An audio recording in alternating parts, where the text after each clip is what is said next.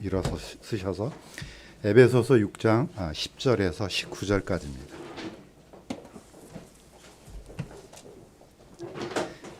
제가 먼저 읽고 교독하면서 마지막에 같이 읽도록 하겠습니다. 끝으로 내 형제들아, 주 안에서와 그분의 강력한 권능 안에서 강건한 자가 되라. 너희가 마귀의 관계들을 능히 대적하며 서기 위해 하나님의 전신갑주를 입으라. 우리는 살과 피와 맞붙어 싸우지 아니하고 정사들과 권능들과 이 세상 어둠의 치리자들과 높은 초소들에 있는 영적 사악함과 맞붙어 싸우느니라. 그러므로 너희가 악한 날에 능히 버티어내고 모든 일을 행한 뒤에 서기에 하나님의 전신갑주를 취하라. 그런즉 서서 진리로 너희 허리를 동여매고 의의 흉갑을 입으며 화평의 복음을 예비한 것으로 너희 발에 신을 신고 모든 것 위에 믿음의 방패를 취하여 그것으로 너희가 능히 그 사악한 자의 모든 불화살을 끄며 구원의 투구와 성령의 검 곧 하나님의 말씀을 취하라.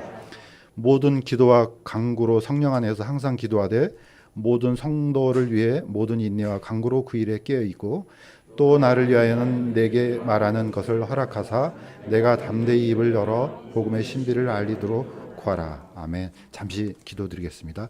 하나님 아버지, 또 주의 첫날을 주시고 저희들 하나님 앞에 이렇게 하나님께 예배드릴 수 있는 놀라운 기회와 또 영광을 주셔서 감사합니다.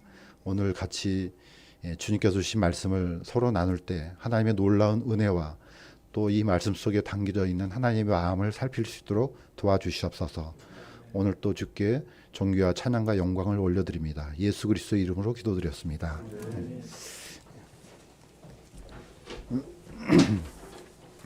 자, 오늘 우리 같이 읽었던 말씀은 제가 아마 제 기억으로는 아마 네 번째 이 본문을 써서 이렇게 설교를 하지 않나 생각이 듭니다.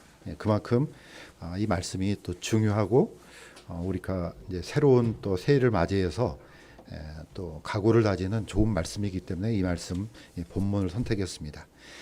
제목으로는 보이지 않는 전쟁이라고 이렇게 되어 있지만 사실 전쟁이 범위가 넓죠.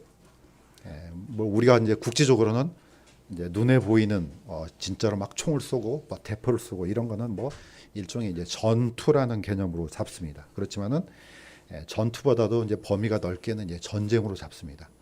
이제 현대전으로 오면 올수록 이 전쟁의 양상이 범위가 더 넓어져서 사실 뭐 지금 여기에 있는 것도 포함이 됩니다.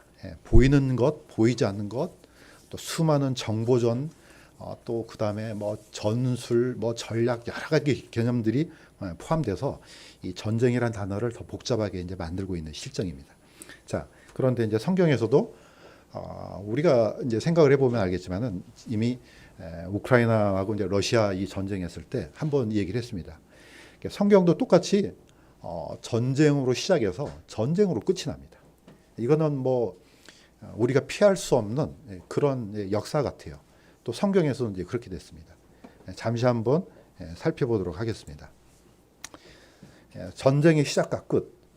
이건 한번 얘기했지만은 제가 다시 한번 읽겠습니다. 하늘에 전쟁이 있더라. 미가엘과 그의 천사들과 용과 싸움에 용과 그의 천사들도 싸우나 이기지 못하고 또 하늘에서 자기들의 초소를 더 이상 찾지 못하더라. 그 큰 용, 즉 저 옛뱀 마귀라고도 하고 사탄이라고도 하며 온 세상을 속이는 자가 내쫓기더라. 그가 땅으로 내쫓기니 그의 천사들도 그와 함께 내쫓기니라. 마귀가 자기 때가 조금만 남은 줄 알므로 크게 진노하여 너에게 내려갔도다. 사실 뭐 우리가 태어나기도 전에 이 세상 사람들이 알기도 전에 이미 하늘에서 전쟁이 있었습니다. 이거는 성경을 통해서만 알 수가 있습니다. 이 세상 어느 누가 하늘에 전쟁이 있었다고 이걸 캐치해낼 수 있는 사람은 아무도 없습니다. 성경을 그대로 문자 그대로 믿고 있는 사람만이 우리가 존재하기 전에 이미 하늘에서부터 전쟁이 시작됐구나 이걸 알 수가 있습니다. 그러면 지금 현재는요? 지금도 마찬가지입니다. 그래서 사도 베드로는 이렇게 경고했습니다. 정신을 차리라, 깨어 있으라. 너희 대적 마귀가 울부짖는 사자같이 두루다니며 삼킬 자를 찾나니 믿음에 굳게 서서 그를 대적하라. 그러니까 사실 이게 지금 우리도 알지 못하는 가운데 전쟁을 하고 있는 겁니다. 근데 아무도 이게 전쟁이라고 생각하지는 않습니다.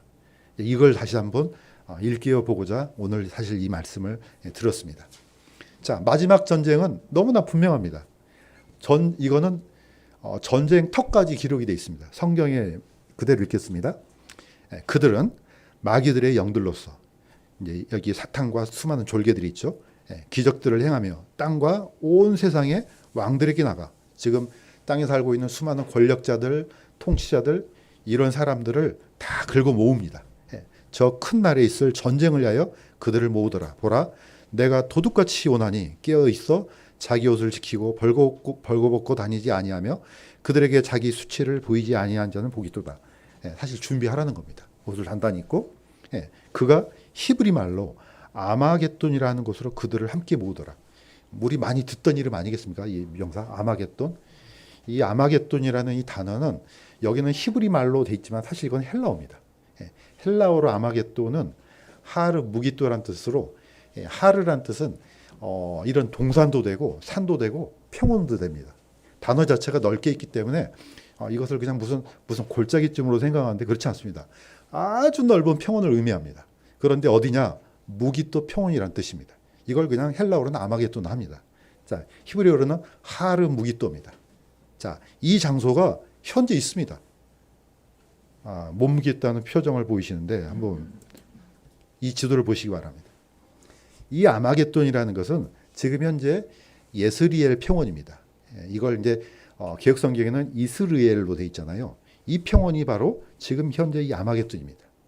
자, 이 평원이 두 개로 같이 붙어 있습니다. 예스리엘 평원하고 하루도 평원이 있는데 이 골짜기가 약간 산지에서 좀 낮아져서 약간 좀 뭐랄까 사람들이 많이 모이기에 좋은 장소로 되어 있습니다. 현재 이스라엘은 이 장소를 이스라엘의 빵바구니라 합니다. 왜냐하면 여기가 곡창지대거든요. 그래서 거기 이스라엘에서 나오는 모든 곡물들을 여기서 베어서 이제 어떻게 자국에서 이제 소비를 합니다. 그다음에 저 위에 이제 갈릴리 호수가 있는데 그 갈릴리 호수에서 좀 내려오면 바로 이제 예스리엘 평원이 있습니다. 자, 여기에서 수많은 전쟁이 일어났습니다. 지난주에 우리가 수요일 날 했던 이 뭡니까? 이 아합과 여기 시리아 전쟁은 물론 이제 요단강 동쪽에 있었지만 자, 여기 우리가 잘 알고 있는 드보라, 바락과 드보라가 일으킨 전쟁이 바로 예스리엘 평원입니다.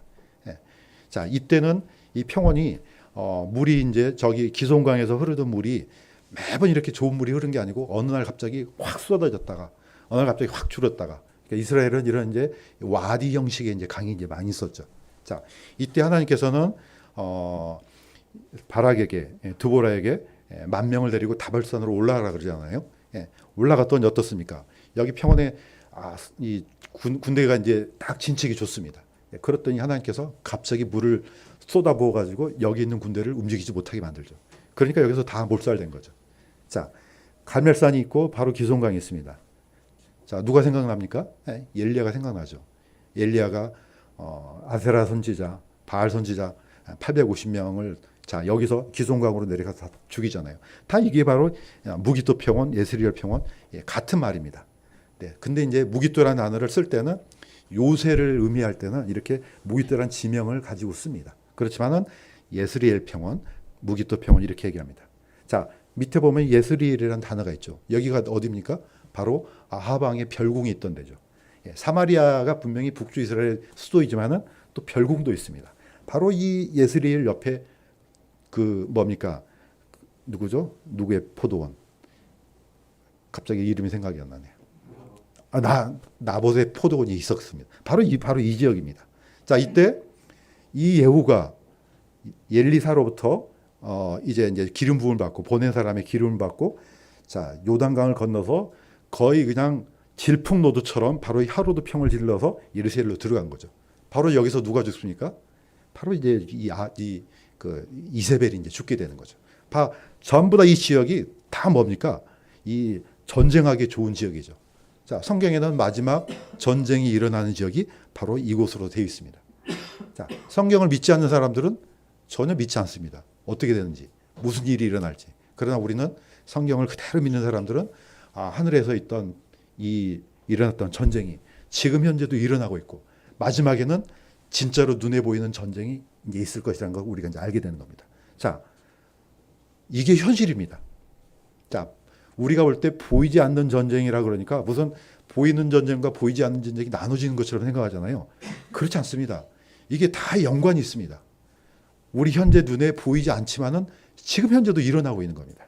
자, 이 전쟁을 잘 이해하기 위해서는 아마 이 전쟁을 이해하면은 오늘 이 말씀하고도 너무 이렇게 딱 붙어 이해하기에 좋은 것 같아요. 자, 이스라엘에서 첫 번째 일어났던 전쟁이 어떤 전쟁입니까? 그냥 대충 이름을 지어봤습니다. 제가 나름대로 르비딤 전투라고 합니다. 그런데 나만 이렇게 지었더니 찾아보니까 다 이렇게 이런 말을 쓰더라고요. 자, 우리가 알고 있는 이 르비딤 전투는 어디서 일어난 전쟁이냐? 이스라엘의 첫 번째 전투입니다. 출애굽해가지고 이 르비딤에서 일어나는데 누구랑 전쟁이 붙었느냐? 아말렉입니다. 제가 한번 읽겠습니다. 그때 아말렉이 와서 르비딤에서 이스라엘과 싸우니라. 모세가 요셉에게 이르되 우리에게서 사람을 택하고 나가서 아말렉과 싸우라. 내일 내가 하나님의 막대기를 내 손에 잡고 산꼭대기에 서리라. 자, 모세와 아람과 훌은 산꼭대기에 올라갔는데 모세가 손을 들면 이스라엘이 이기고 그가 손을 내리면 아말렉이 이기더라. 약간 좀 양상이 좀 이상하죠. 왜 이상하냐? 세상 사람들이 볼 때는 전쟁은 누가 하는 겁니까? 지금 손에 칼과 창을 들고 있는 사람이 하는 거예요. 그런데 승패는 누구한테 달려 있느냐? 아론의 이 모세 막대기에 달려 있습니다. 지팡이에. 그러니까 이거는 보이는 전쟁과 보이지 않는 전쟁이 결합이 되어 있습니다. 이 전쟁을 반드시 이해할 필요가 있습니다. 왜냐? 자, 왜 하나님께서 이 말씀을 하셨느냐? 요수아가 드디어 이제 나가서 칼날로 아말렉과 그의 백성을 무찌르니라. 주께서 모세에게 이르시되 이것을 책에 기록하여 기념으로 삼고 또 요수아의 귀에 그것을 되풀이하여 말하라. 내가 하늘 아래에서 아말렉에 대한 기억을 철저히 없애리라 하시니라. 모세가 제단을 쌓고 그의 이름을 요한이시라 하였으니 우리가 많이 듣던 단어가 나옵니다. 요한이시. 하나님의 깃발이라는 뜻입니다. 이건 다시 말해서 하나님의 승리라는 뜻입니다. 자, 이 전쟁에서 이겼습니다. 자, 이겼는데 잘 보시기 바랍니다. 요수아는 명령을 듣고 사람들을 병사를 모집해서 나가서 직접 싸웁니다. 그런데 요수아가 아무리 잘 싸워도 승패는 누구한테 달려 있습니까? 모세 지팡이에 달려 있습니다. 모세가 이걸 들고 있는데 너무 아마 이제 80세 되니까 손이 그렇죠. 이해가 됩니다. 이제 손이 빠져서 이렇게 힘이 내려오죠. 자, 이러니까 요수아가 이상하게 전투에서 밀리기 시작합니다. 다시 올리니까 또 이기기 시작합니다. 옆에 있던 아론과 훌이 딱 앉혀가지고 이 두 손을 붙들어 줍니다. 내 생각 같아서는 내가 대신 들을게요 하고 아론이 그랬으면 좋겠는데 그렇지 않습니다. 모세는 이걸 잡고 있고 누가 받쳐줍니까? 아론과 훌이 받쳐줍니다. 이 전쟁을 딱 보시면은 왜 이것을 요수아의 기획에 되풀이하여 말하라 이렇게 얘기했습니까? 요수아는 분명히 전쟁 끝나고 나서 내가 무찔렀다 이렇게 했을 겁니다. 그런데 와서 보니까 이거 네가 이긴 게 아니야 이겁니다. 네가 아무리 잘 싸워도 이 모세의 지팡이가 떨어지면 너가 지는 거야. 이게 바로 보이지 않는 전쟁이라는 겁니다. 자, 우리가 보통 기도할 때 이 기도는 눈에 안 보입니다. 이게 어떤 효력을 가지고 있는지 아무도 모릅니다. 그런데 저는 이 말씀을 듣다가 이건 엄청난 파워구나. 우리는 직접 손과 칼로 이렇게 싸우지만은 뒤에 보이지 않는 파워가 받쳐주니까 이기구나. 이제 이걸 우리가 알 수가 있는 겁니다. 자, 그래서 이 전쟁이 사실 하나입니다. 실질적으로 나가서 싸우는 요수아 병사들이 있었죠. 그 다음에 아론이 있었죠. 훌이 있었죠. 이제 훌은 이제 전승에 하면은 이 누굽니까? 미리암의 남편이라고 하는데 뭐 성경에는 그런 말은 없지만은 전승이 그렇다는 겁니다. 자, 이 세 사람이 뒤에서 전쟁은 하지 않지만은 저 꼭대기에 올라가서 이걸 바라면서 기도하고 있었습니다. 자, 이 모든 팀들이 전체가 하나가 돼서 전쟁을 이기도록 했습니다. 물론 뒤에는 하나님이 계십니다. 그래서 하나님께서 모세가 제단을 쌓고 그것을 요한이시, 하나님의 승리, 하나님의 깃발 이렇게 이제 지었습니다. 자, 이 전투의 양상을 보시면은 우리가 이제 이것을 왜 이런 전쟁이 일어나는지 우리가 이해할 수가 있습니다. 저도 이제 이걸 보려고 여러 가지 이제 자료를 찾아봤습니다. 그래서 심지어는 손자병법까지 다시 한번 훑어봤습니다. 했더니 손자병법에 이런 구절이 나와요. 정말로 유능한 장수는 전쟁을 하지 않는 것이다. 전쟁의 상황을 안 만들어낸다는 거죠. 적이 침투할 수 있는 아예 그 근거를 아예 안 만든다는 거죠. 그래서 보이지 않고 승리한 사람이 최고의 장수다. 그런데 어쩔 수 없이 싸우게 되면은 이겨야 된다는 거죠. 자, 우리는 이미 전쟁 안에 들어와 있습니다. 자, 아말렉이 왜 공격했습니까? 이스라엘 백성들이 드디어 출애굽에 해가지고 신광야에 도달했습니다. 여기 있는 출애굽 그 16장에 보면은 신광야에서 어떤 일이 있었는지 제가 읽겠습니다. 신광야에 이르렀는데 그때는 이집트 땅에서 그들이 떠난 뒤 둘째 달 15일 되더라. 그러니까 딱 한 달 되는 겁니다. 한 달 만에 딱 떨어졌는데 드디어 먹을 것이 다 떨어졌어요. 그러니까 어떻습니까? 이건 뭐 상상력을 동원해도 똑같을 겁니다. 똑같습니다. 우리가 차라리 이집트 땅에서 고기선 옆에 앉았던 때와 빵을 배불리 먹던 때에 주의 손에 죽었더라면 좋았을 터인데 너희가 이 광야로 우리를 데리고 나와 이 전체 집회 무리를 굶주려 죽게 한도다. 한마디로 뭡니까? 차라리 거기가 낫다. 지금 여기는 먹을 것도 없는데 지금 왜 우리를 여기로 데리고 나왔느냐. 뭐 자신들이 옛날에 이집트에서 고통받았던 생각은 다 까마득히 잊어먹습니다. 또 뭐 또 잊어먹습니까? 하나님께서 이집트 안에서 일으키셨던 10가지 기적들 다 잊어먹습니다. 홍해 갈랐던 거 다 잊어먹습니다. 자, 이 사람이 이렇다는 겁니다. 아니 이게 얼마 됐다고 홍해 갈라진 게. 지금 아마 세상 사람들한테 바다를 가르는 기적을 보면 아마 안 믿을 사람은 없을 겁니다. 그 정도로 강력했습니다. 그런데 어때요? 막상 당장 내가 굶주리니까 하나님은 온데간도 없습니다. 자, 드디어 이제 하나님께서 이곳에 뭘 내려주십니까? 만나를 내려주십니다. 이걸 이해를 해야 됩니다. 이게 바로 신광야입니다. 드디어 하나님께서 만나를 내려주셨어요. 이거는 이제 먹어야 되니까. 자, 드디어 신광야에서 어디로 이동합니까? 르비딤 광야로 이동합니다. 자, 이때 이걸 다시 한번 읽겠습니다. 이스라엘 자손의 온 회중이 주의 명령에 따라 신광야에서 이동하여 르비딤의 장막을 쳤으나 거기에 마실 물이 없었으므로 또 시작합니다. 어찌하여 당신이 이처럼 우리를 이집트에서 데리고 올라와 우리와 우리 자녀와 우리 가축이 목말라 죽게 하느냐. 이게 먹을 건 약간 참는데 목마른 것은 이거는 상당히 좀 어렵습니다. 뭐 이건 누구든지 경험이 있을 겁니다. 목이 마르면 이거 사람 미치는 겁니다. 자, 저는 충분히 이해가 됩니다. 이스라엘 백성들이 나빠서 그런 게 아니고 이 정도면 충분히 그럴 수 있겠다. 결국은 무슨 얘기입니까? 이스라엘 백성이나 지금 우리나 똑같다는 겁니다. 그냥 상황이 그냥 우리는 이렇게 좋은 시대에 살고 있으니까 이렇게 이런 본성이 안 나타날 뿐이지 똑같은 겁니다. 자, 바로 그때에 아말렉이 와서 르비딤에서 이스라엘과 싸우니라. 모든 전쟁, 모든 대적 원수들은요, 내가 강력하게 진을 꾸리고 있을 때는 안 나타납니다. 그럴 수밖에 없죠. 가장 약할 때, 또 이 아말렉이 어떤 족속입니까? 아말렉의 조상을 거슬러 올라가면은 에돔 족속입니다. 에돔 족속이 이제 사해 밑에 이쪽 아카바만 쪽에 있는 사이에 있는 이 지금 현재 우리가 말하고 있는 페트라 그쪽 지역을 이제 둥지를 삼아서 이제 무리를 꾸렸습니다. 바로 이제 이 지역에서 이제 사람들 지나가면은 쫓아가서 약탈하고 이제 이런 족속들입니다. 그러니까 항상 어디를 칩니까?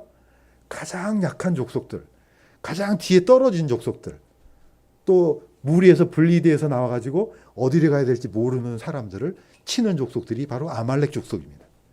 자, 지금 이스라엘이 어떤 공경에 처해 있습니까? 우리한테 먹을 걸 달라, 마실 걸 달라. 믿음이 확 떨어졌습니다. 어떻습니까?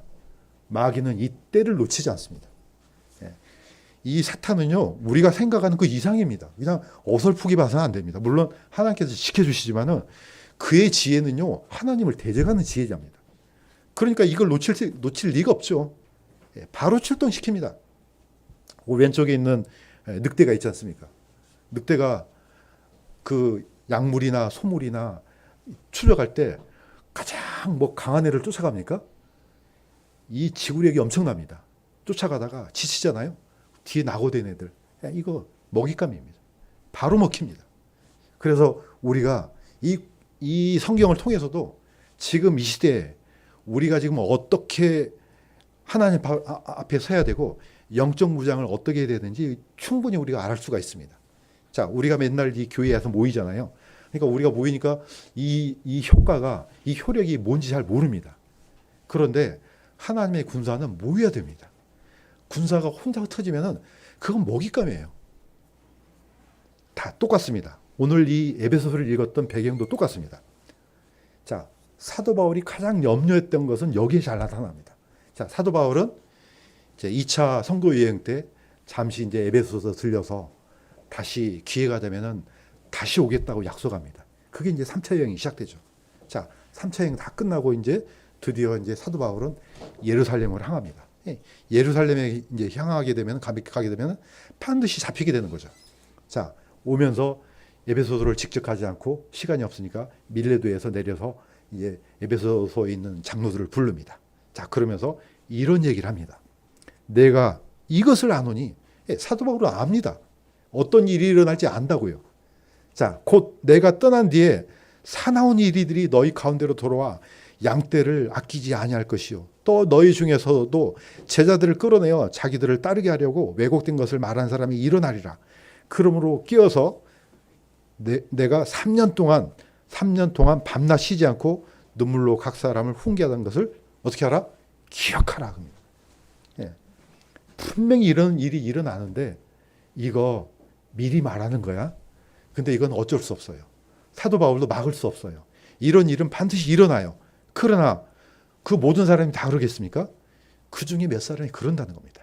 자, 그런 사람들이 일어나니까 너희들 끼어서 이거 내가 어떻게 가르쳤는지 기억하라는 겁니다.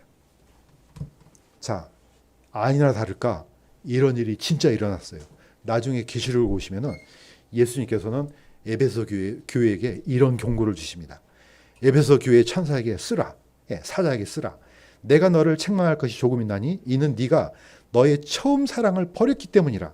그러므로 네가 어디서부터 떨어졌는지 기억하고 회개하며 처음 행위를 하라. 이렇게 합니다. 자, 사람이 살다 보면은 별일을 다 당합니다. 또 우리의 영적 생활도 마찬가지입니다. 절대로 제가 보니까 태어나서 평탄한 길이 없습니다. 수많은 우여곡절 또는 우리가 감당하기 힘든 이 이상한 일들을 많이 당하게 됩니다. 이거는 필연적입니다.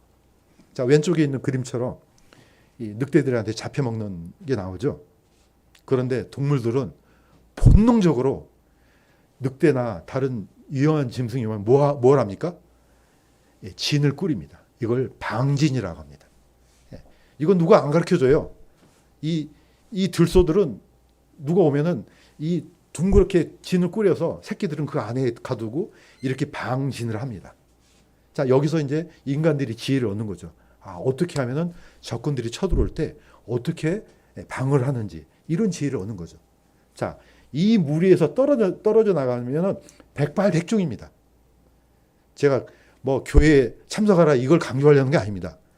떨어져 있든 어쨌든 하나님 안에 같이 있지 않으면은 이런 꼴이 난다는 겁니다. 자, 2023년이죠. 앞으로는 이런 일이 더 거세게 일어나지 않을까 하는 염려 때문에 저는 이 말을 다시 한번 반복합니다. 사도 바울은 오늘 읽었던 말씀이 그냥 단순히 영적 무장에 대한 것만 아닙니다. 이게 하나입니다. 하나. 전체. 전쟁 자체가 전체가 하나입니다. 자, 사도 바울은 총 더 있지만은 이렇게 5가지 정도로 요약이 됩니다. 어떤 요약이 되냐? 에베소 교회에다 이 서신을 씁니다. 어떤 걸 강조하느냐? 교회를 강조합니다. 교회를 강조하는데 누구랑 관련된 교회냐? 예수님과의 관계가 된 교회를 얘기합니다. 이거 이야기하면서 물론 6가지 있지만 5가지만 줄였습니다. 자, 교회는 예수 그리스도의 몸이다. 한마디로 말해서 하나의 유기체라는 겁니다. 보통 고대 전쟁 중에 그 병사들을 죽일 때 어디를 죽입니까? 물론 이제 심장을 찔르죠. 그렇지만 마지막으로 가장 확실하게 죽이는 방법은 뭡니까? 머리를 컷해버립니다. 머리를 잘라버리면 어떻게 싸워요? 그냥 그걸로 끝나는 거죠. 예수님과 교회가 몸인데, 하나의 몸인데 머리하고 몸이 떨어져 나가요. 이거는 필연적입니다. 물론 이게 자체가 이제 구원관에 있어서는 불가능한 거지만은 우리 삶에 있어서 예수님과 이 교회가 분리되어 있다. 이거 불가능한 일이죠. 이거 예를 드는 겁니다. 두 번째는 남편과 아내의 비유를 듭니다. 남편과 아내는 하나의 연합체입니다. 결혼을 했는데 서로 따로 사는 사람이 있습니까? 물론 특별한 경우가 있지만은 뭐 주말 부부라든지 뭐 그럴 수도 있습니다. 특별한. 근데 결혼했다 그러면은 남편과 아내의 어떤 관계가 되는 거지 막 아무 상관도 없는 사람처럼 살지는 않지 않습니까? 이게 관계라는 거죠. 자, 세 번째는 교회는 하나의 가족 공동체입니다. 그래서 부모와 자녀의 관계를 통해서 예수님과 교회 관계를 얘기했습니다. 부모와 자녀가 한 집에서 살지, 물론 이제 출가해서 이제 따로 살 수는 있지만은 가족 안에는 이런 질서 안에 있다는 겁니다. 주권자는 누굽니까? 부모입니다. 그런데 자녀가 부모의 말씀에 불순종하고 자기 마음대로 살고 막 자기 뭐 어머니 아버지도 몰라보고 이런 가정은 없잖아요. 정상적인 가정이라면. 이거는 하나의 가족 공동체인 것처럼 교회도 그렇다는 겁니다. 그 다음에 하나의 경제 공동체입니다. 일터에서 주인과 종이 막 서로 다른 일을 하고 있어요. 이걸 뭐라 그럽니까? 이거 좀 세상 말로 이거 뭐 콩가루 집안이죠. 이거 그럴 수가 없죠. 그러면은 이 회사가 어떻게 돌아가겠습니까? 자, 이런 것처럼 예수님과 교회는 주인과 종 관계로 이렇게 설명이 됩니다. 자, 오늘 읽었던 기 마지막이 바로 이겁니다. 교회는 하나의 영적 군대라는 겁니다. 이거는 캡틴과 군사가 아주 긴밀한 관계가 되지 않으면은 군대가 운영이 안 되죠. 뭐 우리 군대 갔다 온 사람 다 알잖아요. 위에서 명령하면 그대로 따라야죠. 어떻게 합니까? 불평불만하지만 어떻게 해요? 명령 체계가 그렇게 된대. 그런데 어떤 애들은 가끔 가다가 신문에 나오잖아요. 탈영하고 뭐 이런 애들. 이거는 군대 안에서 떨어져 나가는 거죠. 지금이야 뭐 어떻게 탈영해서 잘 살고 있을 수는 있지만 전쟁터 같으면 어떻습니까? 먹잇감입니다. 이럴 수는 없습니다. 자, 그래서 사도 바울은 히브리서 기자는 이렇게 반복합니다. 어떤 사람들의 습관과 같이 우리와 함께 모이는 일을 피하지 말고 우리의 함께 모이는 일을 피하지 말고 서로 권면하되 그날이 다가옴을 볼수록 더욱 그리하자. 이거는 그냥 단순히 모이라는 생각으로 이 명령으로 받아들이면 안 됩니다. 이 방진이 깨어지면은 영적 전쟁에서 살아남을 수가 없습니다. 우리 보통 자전거 체인 한 번쯤 이런 그 경험해 본 적이 있지 않습니까? 자전거 타다가 체인이 벗겨지거나 또는 체인이 끊어지는 이제 끊어지는 경우는 좀 드물지만 그 크랭크에서 벗겨지는 게 있지 않습니까? 그러면 어떻게 합니까? 막 애를 먹고 이걸 다시 막 끼우잖아요. 자, 우리의 다리의 힘이 아무리 강해도 이 체인이 걸려 있지 않거나 끊어지면은 힘이 전달이 안 되죠. 자전거가 어떻게 갑니까? 불가능한 겁니다. 예수님과 교회 관계가 끊어졌어요. 이 관계가 굉장히 중요한 겁니다. 이게 끊어지거나 교회 성도들 간의 관계가 끊어지면은 아무런 힘을 못 씁니다. 이게 바로 에베소 교회에서 지금 하려는 얘기예요. 자, 이 하나의 군대를 어떻게 표시하느냐? 사실 이 그림을 보면 이해가 됩니다. 자, 여기 있는 그림은 그리스 팔랑크스 부대입니다. 보통 이제 고대 그리스의 부대를 팔랑크스라 그러고 로마는 이제 레기온이라고 이렇게 명칭을 붙습니다. 자, 여기에 있는 보통 이걸 이제 뭡니까? 번역하기가 너무 어려워요. 왜냐하면 중장병, 밀집, 장창 부대 뭐 이런 뜻이에요. 이 팔랑크스라는 게. 그런데 틈이 없습니다. 철저하게 옆과 옆 사람이 완전히 틈을 막아서 앞에 있는 적이 뚫지 못하도록 완전히 밀집해서 있습니다. 그 다음에 뒤에 병사는 창을 들고. 그러니까 이렇게 정면으로 이 부대를 부순다는 것은 거의 불가능한 일입니다. 그런데 이 부대에 약점이 있습니다. 무기도 무겁죠. 방패도 무겁죠. 창도 무겁죠. 길죠. 앞에서는 못 오는데 어디가 비어 있습니까? 뒤와 옆이 이제 이렇게 이제 전쟁을 할 때 이제 굉장히 어렵게 됩니다. 그래서 알렉산더는 이 밀집 장창 부대를 이용하면서 옆에는 기병대를 둡니다. 왜냐하면 적이 침투를 못하도록 뒤에 후방으로 못하도록 이렇게 해서 이제 거의 세계를 대표하지 않습니까? 자, 이 교회의 방지는 사탄이 깨트리는 겁니다. 자, 그래서 이 말을 이해를 할 필요가 있습니다. 마귀에게 틈을 주지 말라. 이 빈틈이 보이잖아요. 이거는 그냥 한 사람이 이게 구멍 뻥 뚫리잖아요. 바로 치고 들어옵니다. 한 사람도 중요하지만 전체도 중요합니다. 이 알렉산더 이 전투를 한번 연구를 해봤더니 이 사람은 어떻게 치느냐. 이 방진을 유지해서 가면서 밑에 양쪽에 있는 기병대를 방어도 하지만 공격도 합니다. 어떻게 하냐. 거꾸로 페르시아 군대의 옆에를 칩니다. 또는 기동력이 빠르니까 뒤를 칩니다. 그러면 어떻습니까? 중앙이 이렇게 분리됩니다. 이때 이 장창부대가 가운데를 치고 들어간 겁니다. 이걸 역으로 이용하는 거죠. 자, 호시탐탐 노리고 있는 마귀가 이 지혜자가 가만히 있을 수가 없습니다. 이것을 보고 어디가 약한지를 반드시 찾아냅니다. 자, 전쟁은 전체가 하지만은 개인도 중요합니다. 왜 사도 바울이 이 용어를 쓰면서 이걸 얘기를 했겠습니까? 당시 로마는 전 세계를 제패했습니다. 그렇기 때문에 로마 군사가 어디든지 다 있습니다. 눈에 띄어요. 아, 로마 병사 압니다. 자, 오늘 우리가 배웠던 그 주일학교 썬데이 스쿨에 하잖아요. 손 보면 다 알잖아요. 이 손 그림을 통해서 이런 생각을 했을까 참 놀라워요. 왜냐? 간단하게 요약하면 하나는 하나의 모임입니다. 둘은 두 개의 속성이 생기는 거죠. 예. 옛날 속성, 성령의 속성. 세 가지는 구원의 속성입니다.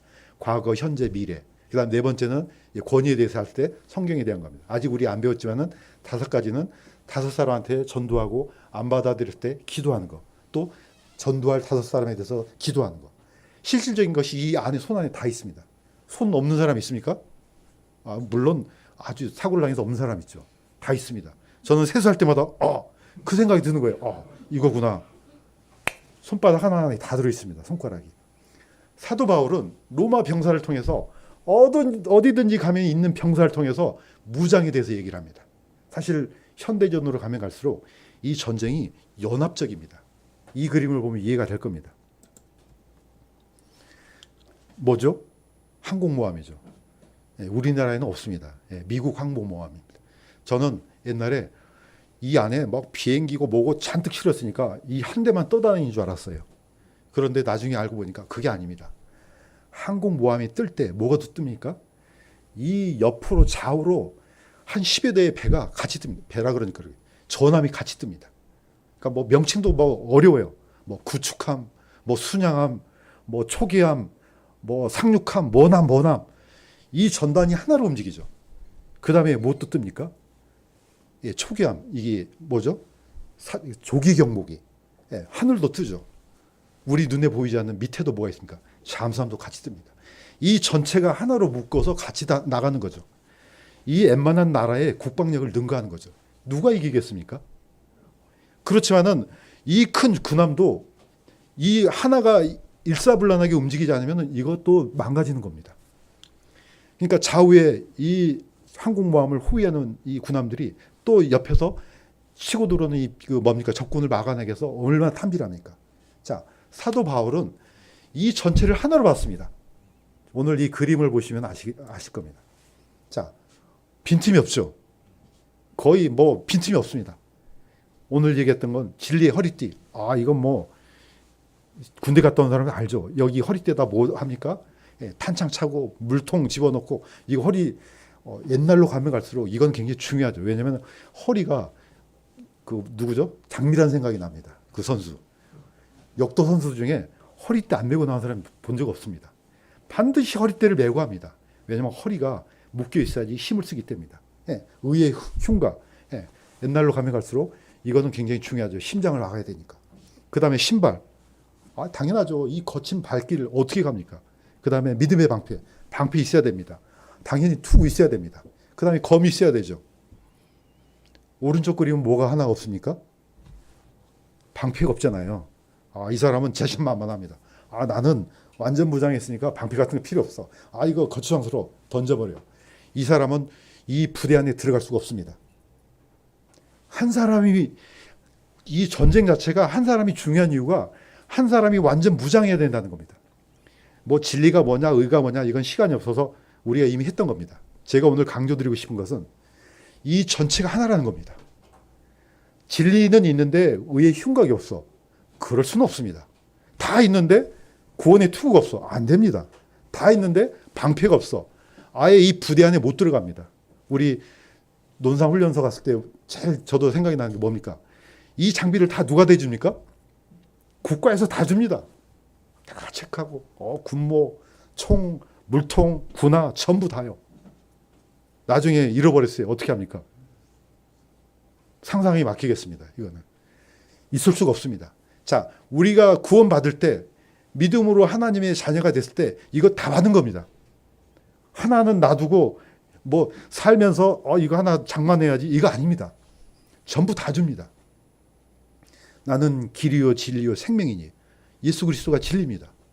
우리가 예수님을 영접하는 순간 진리의 허리띠가 메어지는 겁니다. 의의 신분을 얻는 겁니다. 복음 자체를 우리가 갖고 있는 겁니다. 그러니까 어디든지 우리가 갈 수가 있는 겁니다.